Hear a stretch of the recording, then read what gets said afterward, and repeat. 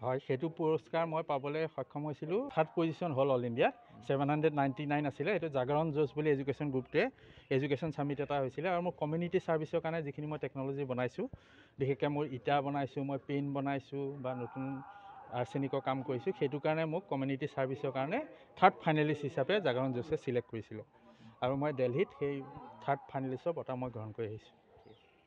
সেই পেলনীয়া সামগ্ৰীসমূহ আমি কি ধৰণে ব্যৱহাৰ কৰিব পাৰোঁ আৰু তাৰে পদক্ষেপ হিচাপে আমি প্ৰথমতে আমাৰ সেই বহিবলৈ ছাত্ৰ ছাত্ৰীৰ কাৰণে আমি এটা স্থান নিৰ্মাণ কৰিছোঁ পেলনীয়া বটলসমূহ আনি পেলাই।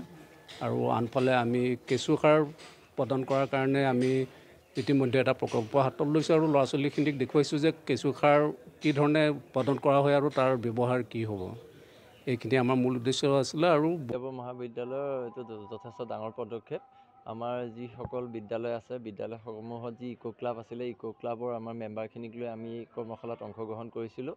আৰু আপোনালোকে নিশ্চয় দেখিছে যি প্লাষ্টিকৰ যি আৱৰ্জনা, সেই আৱৰ্জনাৰ পৰা ইয়াত এটা সম্পদ তৈয়াৰ কৰিছে।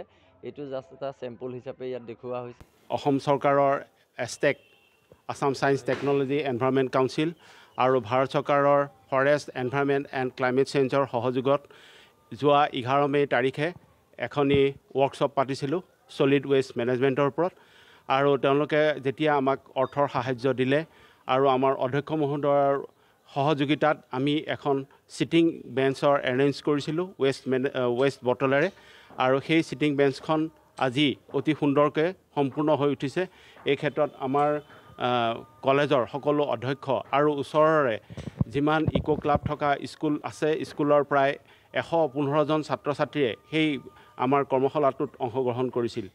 ইয়াৰ লগতে আমি আৰু এখন এগ্ৰ'ছেট ৱেষ্ট বটলেৰে বনাইছিলোঁ আৰু সেই ৱেষ্ট বটলখনত এগ্ৰ'ছেটখন বনোৱাত সহযোগ কৰিছিলে আমাৰ কলেজৰে চিৰঞ্জীৱ বেজবৰুৱা ডাঙৰে ছাৰে। হয় সেইটো পুৰস্কাৰ মই পাবলৈ সক্ষম হৈছিলোঁ। থাৰ্ড পজিশ্যন হ'ল অল ইণ্ডিয়াত 799 আছিলে। এইটো জাগৰণ জোচ বুলি এডুকেশ্যন গ্ৰুপটোৱে এডুকেশ্যন ছামিট এটা হৈছিলে আৰু মোৰ কমিউনিটি ছাৰ্ভিচৰ কাৰণে যিখিনি মই টেকন'লজি বনাইছোঁ, বিশেষকৈ মোৰ ইটা বনাইছোঁ, মই পেইণ্ট বনাইছোঁ বা নতুন আৰ্চেনিকৰ কাম কৰিছোঁ, সেইটো কাৰণে মোক কমিউনিটি ছাৰ্ভিচৰ কাৰণে থাৰ্ড ফাইনেলিষ্ট হিচাপে জাগৰণ জোচে ছিলেক্ট কৰিছিলোঁ আৰু মই দিল্লীত সেই থাৰ্ড ফাইনেলিষ্টৰ বঁটা মই গ্ৰহণ কৰি আহিছোঁ। সেই পেলনীয়া সামগ্ৰীসমূহ আমি কি ধৰণে ব্যৱহাৰ কৰিব পাৰোঁ আৰু তাৰে পদক্ষেপ হিচাপে আমি প্ৰথমতে আমাৰ সেই বহিবলৈ ছাত্ৰ ছাত্ৰীৰ কাৰণে আমি এটা স্থান নিৰ্মাণ কৰিছোঁ পেলনীয়া বটলসমূহ আনি পেলাই। আৰু আনফালে আমি কেঁচুসাৰ প্ৰদান কৰাৰ কাৰণে আমি ইতিমধ্যে এটা প্ৰকল্প হাতত লৈছোঁ আৰু ল'ৰা ছোৱালীখিনিক দেখুৱাইছোঁ যে কেঁচুসাৰ কি ধৰণে প্ৰদান কৰা হয় আৰু তাৰ ব্যৱহাৰ কি হ'ব। এইখিনি আমাৰ মূল উদ্দেশ্য আছিলে। আৰু মহাবিদ্যালয়ৰ এইটো যথেষ্ট ডাঙৰ পদক্ষেপ।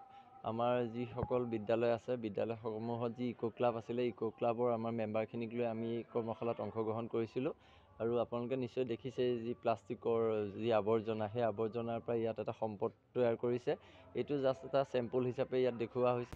অসম চৰকাৰৰ Astec, Assam science technology environment council আৰু ভাৰত চৰকাৰৰ ফৰেষ্ট এনভাইৰনমেণ্ট এণ্ড ক্লাইমেট চেঞ্জৰ সহযোগত যোৱা 11 মে' তাৰিখে এখনি ৱৰ্কশ্বপ পাতিছিলোঁ ছলিড ৱেষ্ট মেনেজমেণ্টৰ ওপৰত। আৰু তেওঁলোকে যেতিয়া আমাক অৰ্থৰ সাহাৰ্য দিলে আৰু আমাৰ অধ্যক্ষ মহোদয়ৰ সহযোগিতাত আমি এখন ছিটিং বেঞ্চৰ এৰেঞ্জ কৰিছিলোঁ ৱেষ্ট বটলেৰে। আৰু সেই ছিটিং বেঞ্চখন আজি অতি সুন্দৰকৈ সম্পূৰ্ণ হৈ উঠিছে।